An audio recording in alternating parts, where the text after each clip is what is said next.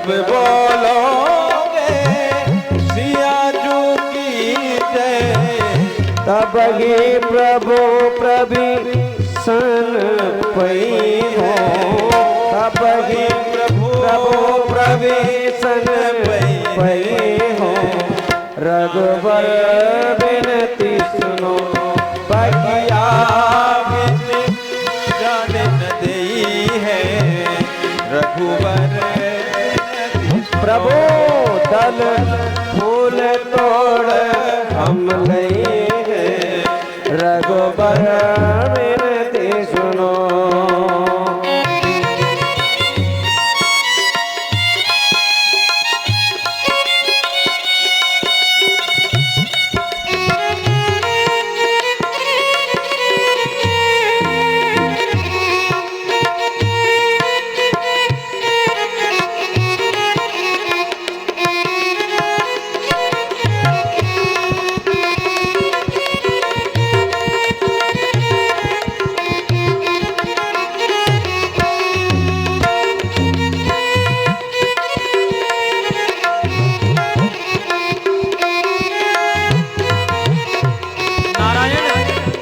भगवान ने सुना, भगवान ने माली के बात को सुना तो जोर से हंसे। जब भगवान हंसे काम बन गया, माया हास भगवान के माया में पड़ गया। माली सब कुछ भूल गया, माली सब कुछ भूल गया। भगवान हंसे, बिहसत बंधु दो सुन बतिया, बिहसत बंधु दो सुन बतिया, बिहसत बंधु दो सुन बतिया। राज तरस कब पई है,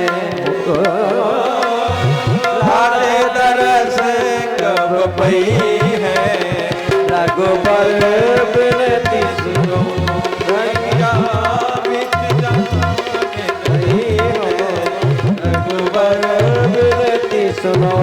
दल फूल तोड़ हम नहीं हो, रघुबर विनती सुनो।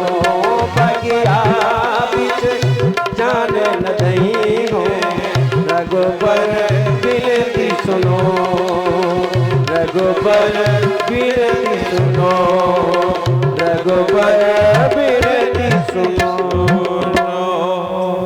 इस प्रकार से माली ने विनोद किया। भगवान ने समझाया, देखो पूजा के लिए ले जाना है और पूजा पाठ में जितना हो सके स्वयं करें। जितना हम दूसरे से सहयोग लेंगे पुण्य बट जाएगा, इसलिए स्वयं करना चाहिए। भगवान ने माली को समझाया। माली ने कहा ठीक है, लेकिन जल्दी से पुष्प तोड़ करके और आप निकल आइए, क्योंकि आज जानकी आने वाली है पूजन के लिए। बंधुओं, राम जी पुष्प लेने के लिए प्रवेश किए। जनक जी ने प्रतिज्ञा में जो धनुष रखा था, ये जो धनुष यज्ञ है ये वर्षों से चल रहा था। अंतिम दिन था। कथाएं ये आती हैं कि ये धनुष जो शिव धनुष है, दो धनुष का निर्माण किया गया। एक शिव को दिया गया, एक विष्णु को। एक विष्णु को एक शिव को। देवताओं ने कहा किसका धनुष श्रेष्ठ है, पता किया जाए। कैसे पता होगा? बोले युद्ध करा दो, शिव में और विष्णु में युद्ध करा दो। महेश्वर धनुष और वैष्णव धनुष में युद्ध कराओ, पता चल जाएगा। युद्ध कौन कराए? बोले नारद को बुलाओ। नारद जी गए और ऐसा पासा फेंके कि शिव जी में और विष्णु जी में युद्ध हो गया। बहुत घोर युद्ध हुआ। कई वर्षों तक वह युद्ध चला। अंतिम में भगवान विष्णु के हुंकार से शिव धनुष जड़ हो जाता है। धनुष में एक खासियत होती है, धनुष लपती है। अगर धनुष ना लपे तो बेकार। धनुष जितनी लकीली रहेगी उतने दूर बाण जाएंगे, उतनी वो शक्तिशाली रहेगी। माहेश्वर धनुष जो था वह धनुष जड़ हो गया। शिव जी का धनुष जड़ हो गया। युद्ध रुका। फिर भगवान शिव बड़े लज्जित हुए कि ये देखो इस धनुष के कारण हम में और नारायण में युद्ध हो गया, अब इसे रखना नहीं चाहिए। वह धनुष भगवान शिव ने इंद्र को दिया और इंद्र ने उस धनुष को महाराज जनक को दिया। जनक के वंश में जितने हुए सब जनक कहलाए। तो ये धनुष जनक को मिला, जनक जी के पूर्वज के उनको मिला। तो ये धनुष लेकर वो आए। अब नित्य धनुष का पूजन करें, उनके परंपरा में थी। जब जनक जी हुए तो उन्होंने भी वैसे ही परंपरा नित्य पूजन करना, आरती करना, साफ सफाई। कथा आती है, कई कथाएं हैं पुराणों में।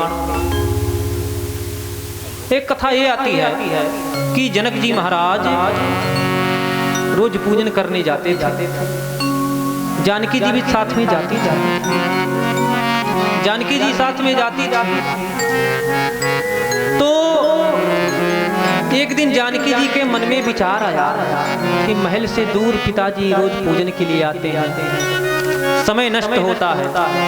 अगर ये धनुष महल में चल जाए तो कितना बढ़िया रहेगा। जनक जी पूजन करके लौट रहे थे, पीछे से जानकी धनुष उठा ली, बाएं हाथ में धनुष उठा करके और महल तक लाई। जब महल के पास लाई, महल के अंदर प्रवेश किए जनक जी, तो जानकी ने पूछा, हे पिताजी इस धनुष को कहाँ रखें? जब जनक जी ने देखा, जिस धनुष को बड़े बड़े वीर दिग्गज,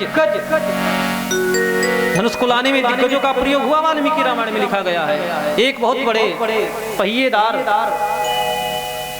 जैसे आजकल बनाया जाता है, पहिया लगा दिया जाता है, भाई इसमें खींच करके लेकर चलो, बैलगाड़ी इत्यादि। बहुत बड़ा बंदूका था जिसमें पहिए लगे थे और जिसे बड़े बड़े हाथी खींच कर लेकर आए। वाल्मीकि रामायण में वर्णन था। तो जनक जी ने कहा कि जिसे बड़े बड़े वीर नहीं उठा पाए, मेरी पुत्री बाएं हाथ से उठा ली। अब उन्हें चिंता हुआ कि इसकी एक वर कहाँ मिलेगा। इस चिंता में जनक जी ने दिन में व्रत किया, रात्रि में भगवान शिव प्रकट हुए। उन्होंने कहा, हे जनक,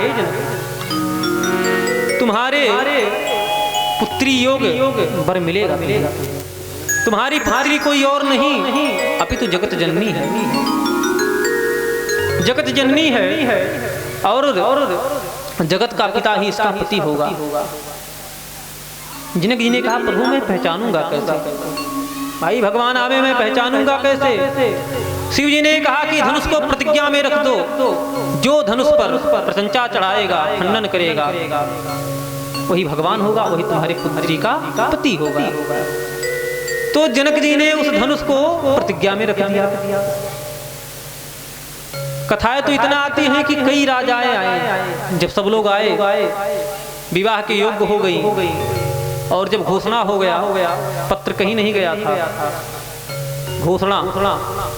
कई लोग कहते हैं, महाराज धनुष यज्ञ का पत्र सब जगह गया तो अयोध्या में क्यों नहीं आया? कहीं पत्र नहीं गया था, पत्र केवल विश्वामित्र जी के पास गया था। जनक जी ने सोचा कि भगवान को पहचानने में मैं फेल हो सकता हूँ तो किसी ब्रह्मज्ञानी को बुलाएं जो ब्रह्मा के समान हो। किसे बुलाए? बोले विश्वामित्र को बुलाएं जो ब्रह्मा के समान है। इसलिए पत्र लिख करके विश्वामित्र को बुलाया गया। लेकिन सौभाग्य कि ब्रह्म को पहचानने वाला ब्रह्म को लेकर आ गया। कई राजाएं आए ये धनुष तोड़ने के लिए, धनुष को हिला तक नहीं पाए।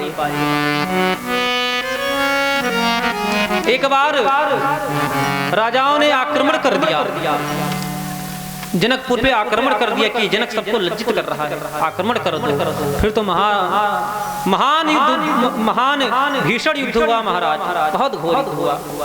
ये सब कथाएं अन्य पुराणों में वर्णन है, अन्य ग्रंथों में। तो ये 1 वर्ष से चल रहा था, जिसका अब अंतिम चरण था। माता सुनैना ने जानकी से कहा, हे पुत्री जाओ और भगवती दुर्गा देवी जो पार्वती हैं उनका पूजन कराओ। जैसे श्रीमद् भागवत महापुराण में आप श्रवण करेंगे कि गोपिका भगवान कृष्ण को पति के रूप में प्राप्त करने के लिए कात्यायनी का पूजन करती है, पार्वती का। भगवान कृष्ण को पति के रूप में प्राप्त करने के लिए रुक्मिणी गौरी पूजन करती है, दुर्गा भगवती का पूजन करती है। माता सुनैना ने कहा कि जाओ और पूजन कराओ। अंतिम चरण चल रहा है, निर्णय का समय अब है। जानकी जी की आयु इस समय कितना है? बोले 6 वर्ष। राम जी 12 वर्ष के हैं और जानकी जी कोई संत मानते हैं राम जी 16 वर्ष के, क्योंकि वाल्मीकि में है 19 वर्षीय रामो राजीव लोचना। तो कोई 15, कोई 14। यहाँ जानकी जी जो हैं वो 6 वर्ष की हैं। अधिकतम से अधिकतम संतों ने 8 वर्ष का माना, 8 वर्ष का मान लो। जानकी जी छोटी सी है। भगवान पुष्प तोड़ ही रहे थे, सुंदर सुंदर पुष्प भगवान चुन रहे थे। उसी समय जानकी जी आई। ही अवसर सीता तहाँ आई, अवसर सीता तहाँ आई, अवसर सीता तहाँ आई। गिरिजा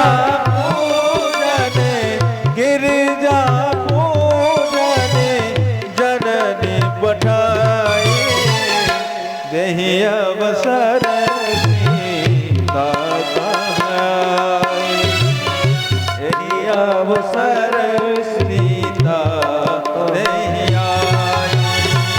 संग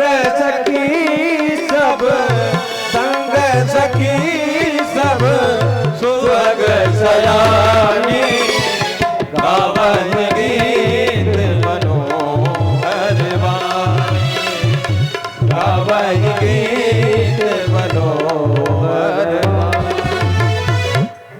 कही अवसर सीता कहाँ आई। कही अवसर जिस समय राम जी पुष्प तोड़ रहे थे, गिरजा पूजने के लिए, भगवती पार्वती के पूजन के लिए जानकी जी आई। संघ में 8 सखियां थी, 8 सखी। बीच में जानकी जी सखियां गीत गा रही थी, क्योंकि माता लोग तीर्थ स्थान में कहीं जाती हैं, जब देवालय में तो गीत गाते हुए जाती है। महाराज अयोध्या में परिक्रमा जब होता है तो देखो पुरुष लोग चल रहे हैं तो साथ नहीं ले पा रहे हैं। गिरजा पूजन चली सिया सुकुमरिया, नजरिया लड़के राम से, बीच फूल बरिया